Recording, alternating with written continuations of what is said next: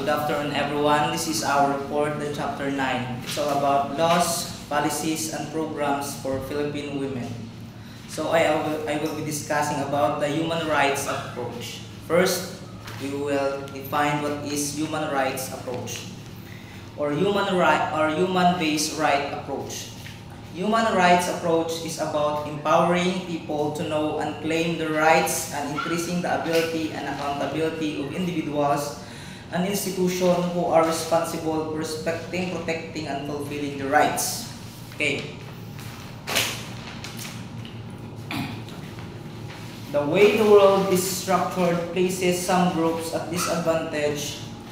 These people have particular rights that are specific to their needs, which include sexual and reproductive health care, protection against gender-based violence, and the right to non-discrimination, education, the workplace. So, ang mga groups nga nabutang sa disadvantaged examples, the indigenous peoples and also ang mga babae. So sila gini ang prone sa mga sexual harassment and all forms of discrimination. So these groups, sila may mga araman sila sa particular rights specific para ilang pagkaon and also sa ila sexual and reproductive health care and the protection sa violence and all forms of violence. The respect for and the promotion of these rights are necessary because they help to expand women's access to resources and their roles in communities.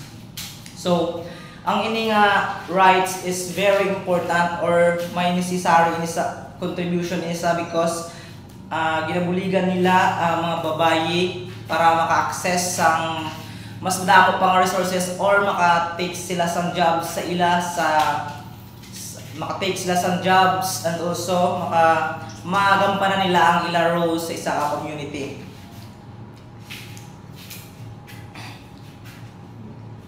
Examples, thus the human rights approach to women's development is essential since it can serve as a means to increasing awareness about the women. And also ang ining human rights approach ini makaserve ini as a means nga makaibalo ang tanan nga babaye sang ila nga rights. Their plight and particular needs. Ang their plight meaning ang rights nila sa ila kaugalingon and also ang right nila para sa ila nga basic needs. If these human rights-based development initiatives are ratified and accepted by the state, they can be an effective instrument for enforcing the promotion and protection of women's rights. If ang ini kuno nga right-based approach, if i-ratified or i-take officially valid sa isa ka states, mang-insert ini sa as instruments for our enforcing or magpatupad nga i-develop pagid and i-develop kag protektahan ang mga rights sang mga kababaihan. It is the reason why most women advance gender equality using the right-based approach. So ang right-based approach isa man ni karason ko nga advance gender equality na subong ang mga babae. When organizations expose violation of rights and ask their governments to rectify the situation, they often refer to internationally recognized and guaranteed rights. So, if ang isa ka organizations i-violate ang ining rights, i-ano ini sila sa government, i-checkon ini sila tapos sambalan ano ni sila sang nga dapat ibaluon ang ginhatag nga mga rights sa kada individuals. Laws have been passed responding to these demands for the protection of rights. So, amo ini ang mga laws nga ginpasa para magaan response ang ginapangayo sa mga kababaihan para sa ila human rights, sa ila nga mga rights. The Universal Declaration of Human Rights of 1948, the Convention on Elimination of All Forms of Discrimination Against Women or CEDAW of 1979. The Beijing Platform for Action, the 1994 The Millennium Development Goals or MDGs, are among many documents advocating gender equality and human rights. So sila ini ang mga layi or laws nga naga-advocate sa gender equality rather. Okay. The Declaration of Human Rights, the discrimination of human right is to provide, ang UDHR is to provide political rights such as life, liberty, security, and freedom from slavery, torture, and arbitrary. So ang UDHR is standardized rights of all peoples in all nations.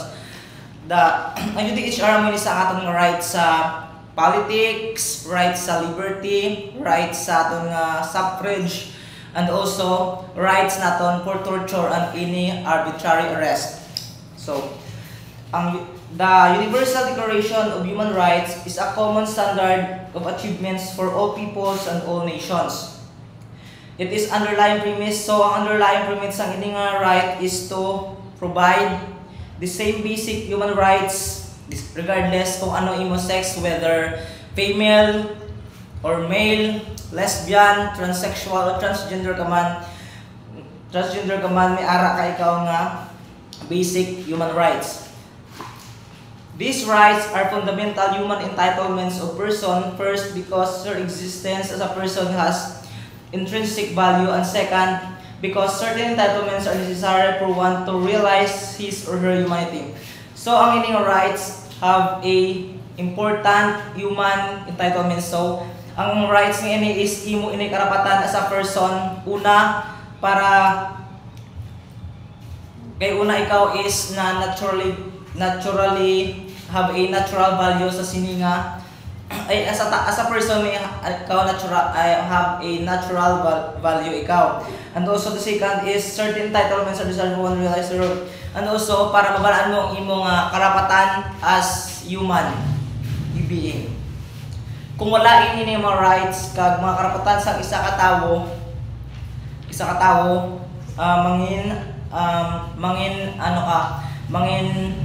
mangin vulnerable ka sa all forms of discrimination. Therefore, in the rights-based approach, human rights must be protected and promoted. So, sa right-based approach, dapat ang mga rights sang tawo mas protektahan pagid kag ma-widen ang scope or ma-develop pagid. All humans have the right to life, the right of nationality, the right to education, the right to livelihood, or etc. These rights ratified by an overwhelming majority of members of the United Nations. So, ang ining rights hindi lang isa ka nasyon ang nag-obra sini, but ang mga majority decision or ang majority of nations nag-accept ini nga rights. Ang ining rights are fundamental to the realization of genuine human existence. They are universal and necessary to all human beings. However, women have particular rights due to their particularities or specificities. So, aside sa sining rights, ang mga babae may mga special laws pagida sila nga ginahatag kay balansang society nga mas weakest sex sila or mas vulnerable sila sa all forms of discrimination. Example sa mga special laws nga gin-enforce para sa mga babae, the RA 9262 or the violence against women nga if ma-violate mo ang inaalo, pwede ikaw mapapriso sa isang babae. We are here in International Treaties for Women and Women's Protection. International instruments provide a context for gender mainstreaming initiatives in the Philippines and serve as the basis for assessment of these initiatives. Because the Philippines is a signatory to this instrument. So when we say signatory, signed by treaties, that's why the Philippines, we have the right to makahimo sa laws and policies that protect to Filipino women. It must create programs for laws and operationalize them. The Beijing Platform for Action, MDGs in the CEDAW, all advocates gender equality in the national and international spheres. Not only in the Philippines, but these three instruments is used nationwide or around the globe. These instruments are identified by the Philippine Commission on Women, PCW, the government agency that promotes gender equality and women's empowerment. So, for example, in the indigenous people, hindi na sila mag-undergo sa female circumcision, mga cultural practices nga dapat nakaguba sa ilang mga rights. The Convention on the Elimination of All Forms of Discrimination Against Women, or CEDAW, also known as the International Bill of Rights, like for example the Magna Carta of Women, the Comprehensive Bill of Rights of Filipino Women. But this CEDAW is international. The Magna Carta of Women is specific in the Philippines. This is only human rights treaty which affirmed the reproductive rights of women and targets culture, traditional influence for shaping gender role and family relation. For example, ito ang gingambal ko ng mga indigenous people, nga hindi na sila mag-undergo sa mga practices, for example, ng forced marriage, na kaya nakaguba sa ilang rights. Created by the United Nations Committee on Elimination of Discrimination Against Women.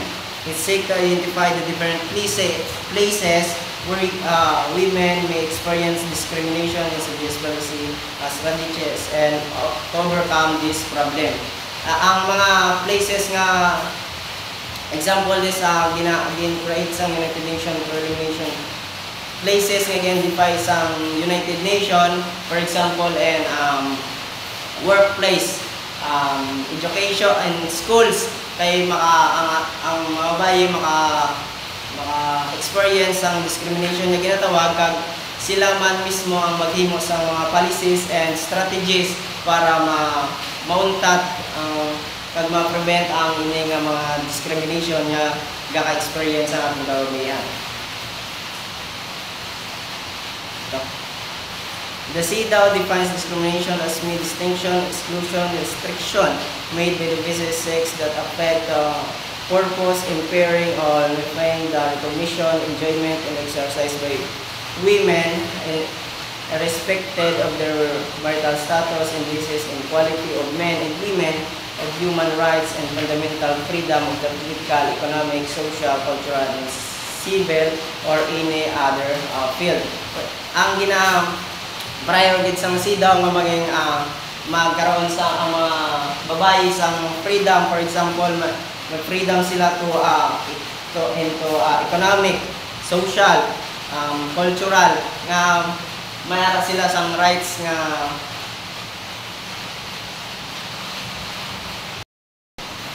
for example in the Philippines we have gender equality, but in the countries na have not reached by gender equality, some cases, for example, sa may mga bana nila, ginakastigo ang ila asawa, so may rights ang mga babae nga for example, magreklamo.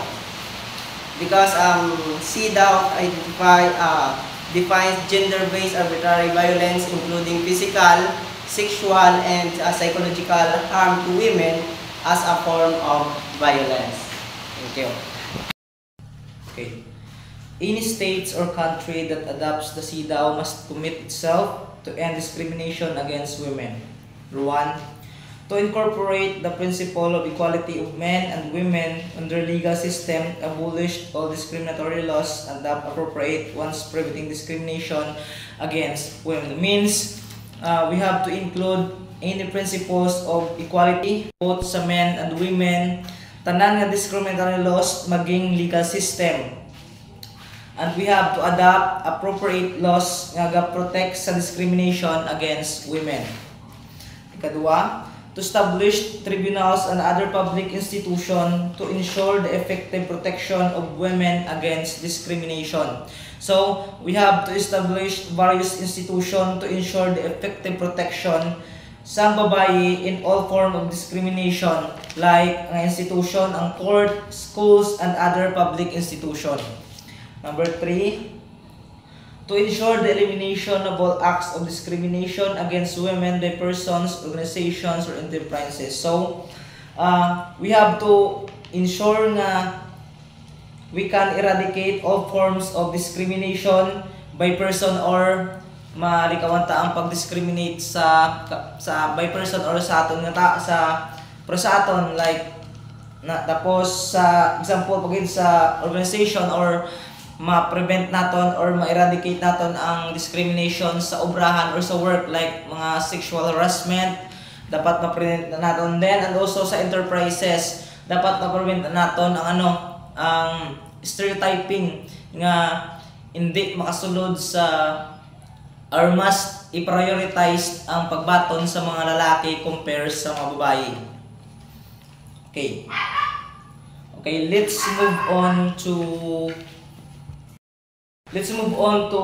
Beijing Platform for Action. So, ang Beijing platforms na discuss naman ini sa previous chapter. So, hindi natin mag-differ. Okay. Si Beijing platform emphasizes the women share common concerns that can be addressed only by working together and in partnership with men towards the common goal of gender equality around the world. So, si Beijing Platform for Actions, in-emphasize siya ang mutual concern sa mga babae sa lalaki masoblang ini through partnership with men towards common goal in order to achieve gender equality around the world.